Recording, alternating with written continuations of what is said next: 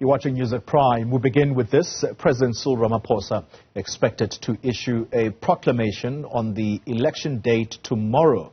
This will mean that South Africans will only have until midnight tomorrow to register to vote. Once the election date is gazetted, the voters' roll is effectively closed and the Electoral Commission will begin the process of receiving candidates' names from political parties and independent candidates.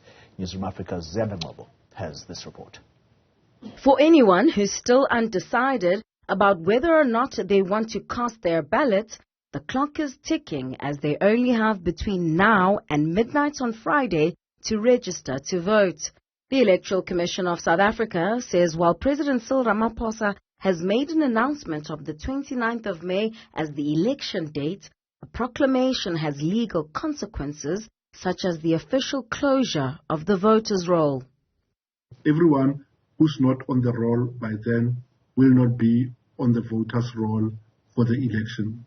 Secondly, it calls an election into place, meaning parties and contestants can now start to submit their candidate nomination documents. And thirdly, it forces the Electoral Commission to publish an election timetable.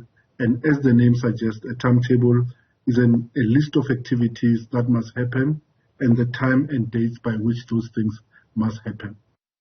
Another spanner in the works that may affect the election is the latest litigation that has been brought by think tank Rivonia Circle and Musi Maimane's Build One South Africa. In December, the Constitutional Court scrapped the Electoral Amendment Act's requirement for independent candidates to get 15% of the votes required to win a seat in the previous election, which would have amounted to 40,000 signatures. However, Bosa and Rivonia Circle see clarity on the requirement for parties that were not represented in Parliament, which affects the hundreds of new formations.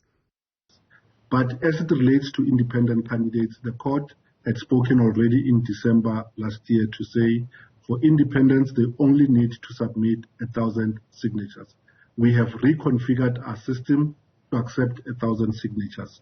As it relates to political parties, the court said the matter was not properly before it, and therefore it left this 15% requirement for unrepresented political parties in place. That is what the system looks like.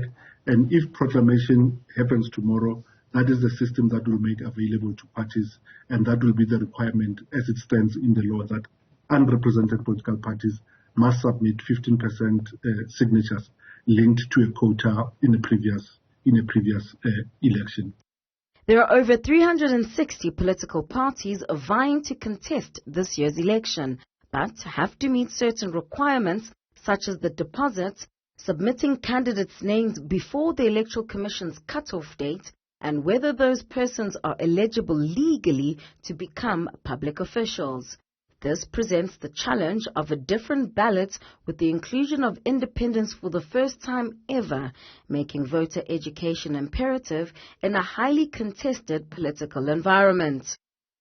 Once we've printed the ballot papers, we'll also have orientation ballot papers on big posters at voting stations so that persons may familiarize themselves with the layout of the ballot and also have an understanding of where they are likely to find their party on that ballot so that they are not confronted with the ballot for the first time at the voting booth. The Electoral Commission is exploring finding additional capacity for the vote count, which in previous elections has been concluded within 3 days after polling day and results officially declared.